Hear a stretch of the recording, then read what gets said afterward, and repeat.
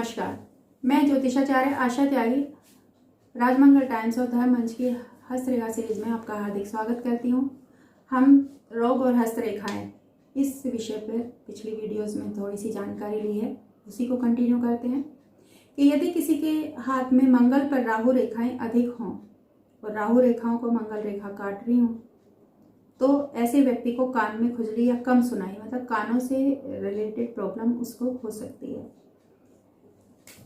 मंगल रेखा हमारी ये भी है और राहु रेखा यहाँ से कोई इस तरीके की रेखा है, यहाँ पर इस तरीके से काट रही हो इसको, तो इस तरीके का अगर कुछ ऐसे वो बनता है तो हमको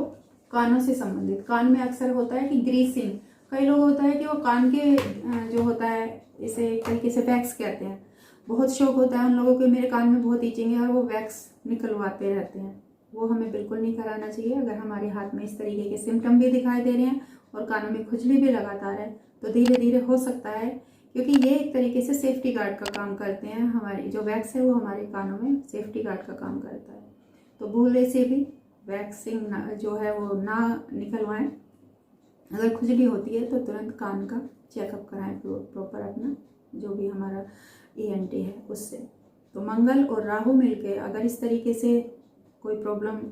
आपको दिखाई दे रही है किसी के हैंड पिक में, तो आप उसे बता सकते हैं कि आपको कानों से संबंधित समस्या हो सकती है। धीरे धीरे आपकी हेयरिंग पावर कम होती चली जाएगी। कई बार ऐसा होता है कि डॉक्टर कहते हैं कि मशीन लगवा लो, लेकिन मशीन से भी फिर वो सक्सेस नहीं मिलती। कई लोग ऐसे हमारे आसपास हैं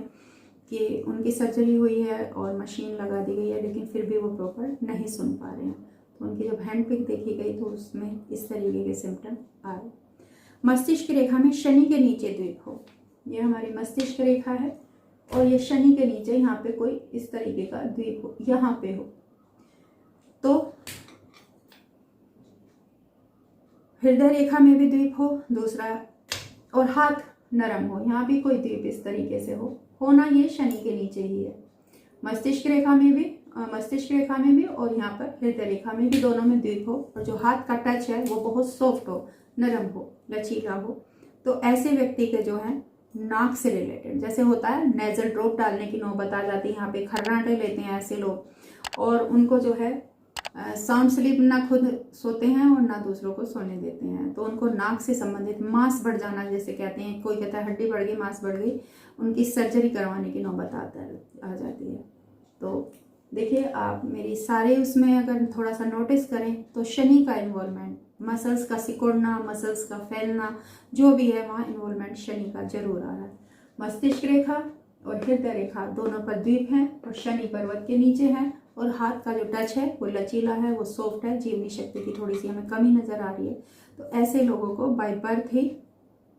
छोटे छोटे बच्चों में भी ये प्रॉब्लम होती है, ऐसा नहीं कि बड़ों में। कई बार बच्चे एक साइड करवट नहीं ले पाते हैं और हम समझते हैं कि बच्चा वैसे चिड़चिड़ा हो रहा है, लेकिन बाद में जब उनका चेकअप कराते हैं ENT से तो पता चलता है कि भाई नाक की हड्डी बढ़ी हुई है, नाक में मांस बढ़ा हुआ है। खासकर जब जुकाम वगैरह उनको होता है,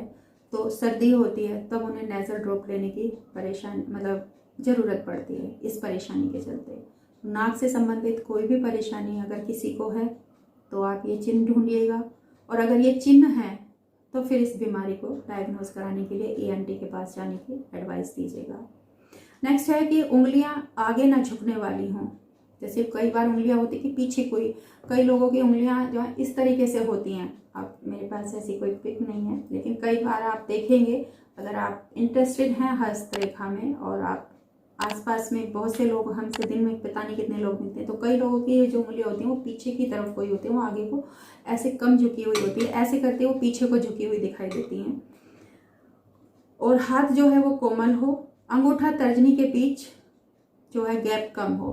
अंगूठा ये जो है इसके बीच में हमारा गैप बहुत ज़्यादा रहे और वो गैप थोड़ा सा मतलब पास पास ही हो, गैप कम हो। तो ऐसे लोगों को जो है खांसी या काली खांसी का रोग जो है वो होने के पूरे योग होते हैं। तो ऐसे लोगों को लंग्स बोल सकते हैं या गले से रिलेटेड, दोनों ही चीज़ों का इन्वॉल्वमेंट होगा। जो खांसी होगी वो गले से होगी, थ्रोट इन्फेक्शन होगा, कोल्ड कफ से होगा, जल्दी होगा, या अक्सर किसी एलर्जिक, कोल्ड कफ तो होता ही है ठंडे से, उससे सर्दी गर्मी होने से, और उनको एलर्जिक भी जो है थ्रोट में इन्फेक्शन उनको बहुत जल्दी होगा। और जितनी जल्दी होगा जाने में उससे कई गुना टाइम लगेगा। रिकवरी हीलिंग उनकी नहीं होती है। पता चलता है मैंने एलोपैथिक भी खा ली, मैंने होम्योपैथिक भी खा ली।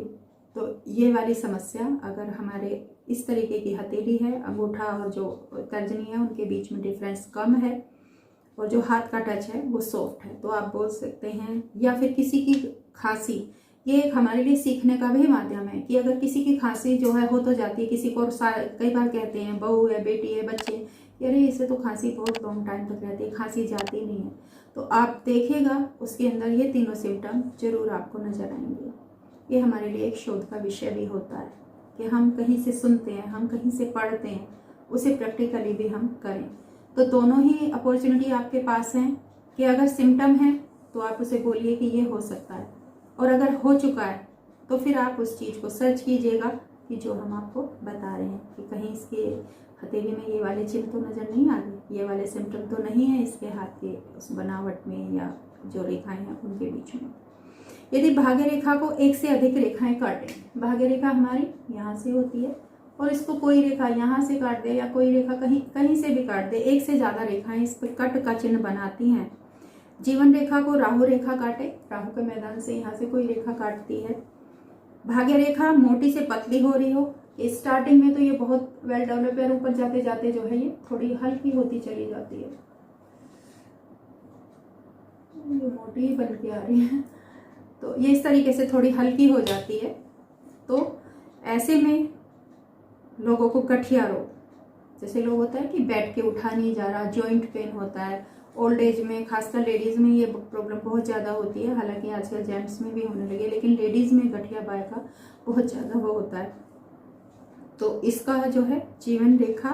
को राहु रेखाएं काट रही हैं। जीवन रेखा हमारी है इसमें इस तरीके से,